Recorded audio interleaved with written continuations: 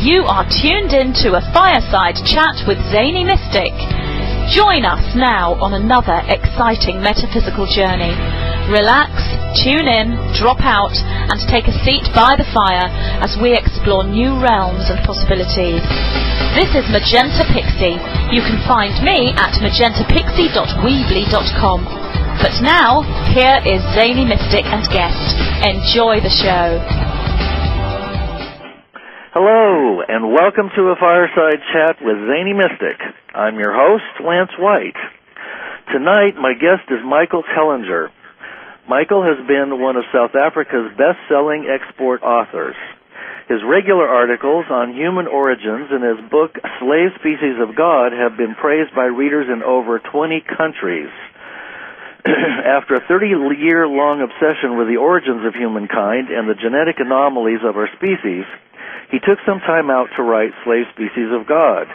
When Johann Heine exposed the mystery of the stone ruins of South Africa to Michael in 2007, they began an irreversible process of research that led Michael to some startling scientific conclusions and the completion of 2 more books, Adam's Calendar and the Temples of the African Gods. You can find out more by visiting his website at www.slavespecies.com. And also, you should visit there to find out about his world tour because he may be coming through your city, and we'll talk about that during the show, maybe towards the end. So now, let's welcome Michael live to the show right now. Hi, Michael. How are you? Excellent, Lance. Nice to be talking to you finally. Yes. Well, you were out in the archaeological digs the last time we were scheduled. You were doing some very important research for your material. Yeah, at least I've got a good excuse, you know. You're right. And thank goodness you're a nice guy. Yeah, no, last time he caught me, it was about 3 o'clock in the morning. I was in Botswana, the capital of Botswana, Gaborone. I'd just driven 1,000 miles from the most northern border of Botswana, which is just south of Angola, and we just arrived there, had a dinner, and I went to bed, and suddenly you phoned, and I realized, oh my goodness, I completely forgot about our interview, and I was in the middle of nowhere with no telephone and anything like that, and we were out there looking at what African wise men and sangomas and shamans refer to as the serpent worship site at Tsodilo Hills in northern Botswana, which is a fantastic site linked to the origins of humankind. Yeah. Well, now, another interesting fact about you is that you live in South Africa, which is said to be the very cradle of civilization, where our species was created, if you want to put it that way, or where the ETs landed originally at the tip of Africa.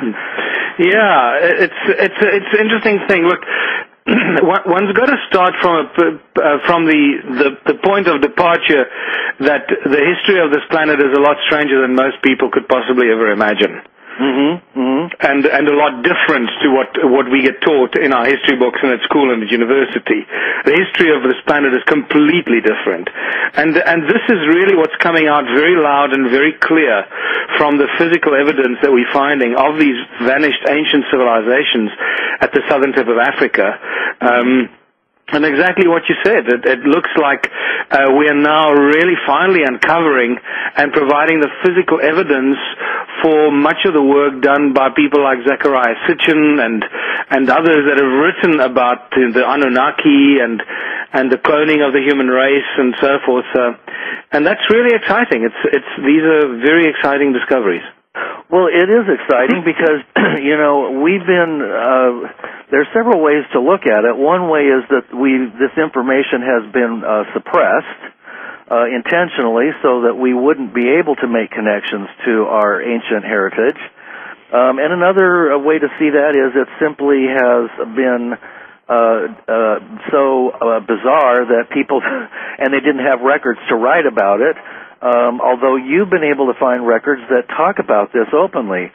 So how can you kind of begin to fill in some of the pieces? I think everybody's pretty much on the same page about the Anunnaki having arrived here. The differences are in timing. Now, in your book, you say it was approximately 443,000 years ago. Yeah, look, those extrapolations I take from people like Sitchin and others that have either agreed or disagreed with him. But the important thing that we're dealing with now is the act of deciding to create a species that would help the Anunnaki in their main objective to get to Earth, and that was to come and find this substance called gold. And this becomes really important because gold is inextricably linked to human origins and the history of the human race. You cannot separate humanity from its obsession with gold, and not just humans, but the gods, the gods of the humans in every ancient culture and civilization were actually the ones that were obsessed with gold, and the humans just inherited or caught that disease from their gods. But the evidence that we're finding now is this this extremely vast vanished civilization that I believe was wiped out by the flood about 12 to 13,000 years ago. This event that all ancient cultures talk about, pretty much exactly the same storyline, and that is really spectacular because what people don't realize is the immensity, the hugeness, and the vastness of this vanished civilization. You know, we're dealing with over 10 million stone structures and stone ruins that have been left behind and just deserted and covered by soil, and now we're starting to rediscover some of these that have been either rebuilt by later arrivals or washed clean by 13,000 years of slow and persistent rain that washed clean many of the ruins that were built on top of the mountaintops, and that's where we started finding the first evidence of these, and then extrapolating it down into the valleys and the larger expanse of southern Africa. So, you know, we're dealing with a civilization that is probably between 50 and 100 million people strong. Wow. And that lasted there for probably about 270,000 years.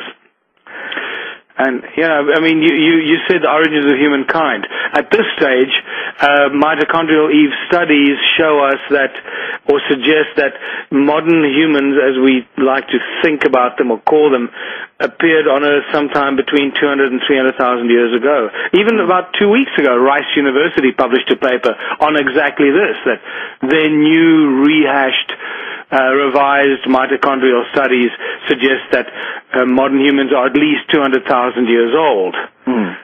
So, you know, it's not very far from what we're finding, and this is what becomes really exciting.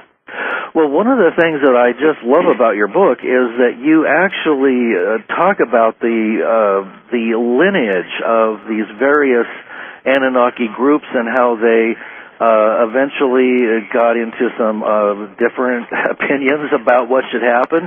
One of them was a scientist. I don't remember which one that was, whether it was, I think it was Enlil or Enki. You'll have to fill in the blanks because, you know, I'm not the scholar here. And that there was a lot of experimentation with cloning and trying to make some kind of assistant, which numerous attempts and numerous failures occurred over a very long period of time. So this wasn't just, you know, Adam and Eve were created and they started walking around and, you know, having sex with the Anunnaki. It wasn't like that. No, of course not.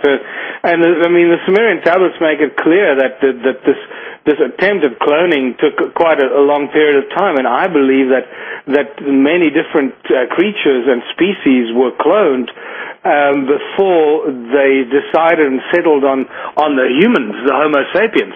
And that is why we find, I believe, this is my theory and my belief, and we find it in the fossils and the archaeological finds, of these other strange species linked to Homo sapiens all over the world. And we're very confused by this because they don't seem to fit anywhere. And that's really exciting information because it corroborates what the Sumerian tablets tell us. The translations tell us it very clearly. And, you know, some people read the Bible and books like that very literally. And, you know, I must warn people against that, because the Bible is a very important document. It is filled with incredibly important information about human origins and human history. But you've got to strip away that sort of holier-than-thou attitude and application. Absolutely. The moment you look beyond that, you'll be absolutely blown away how rich in information the Bible is in every possible way. You know, sorry, go ahead, yeah. Well, you opened that door for me because my dad was a big Bible thumper, and so I kind of shied away from it and went more towards spirituality. But I've always thought that there are eternal truths in there. But your book shows, brings it to life and shows who these people really were and when they lived, and it makes it an exciting living process.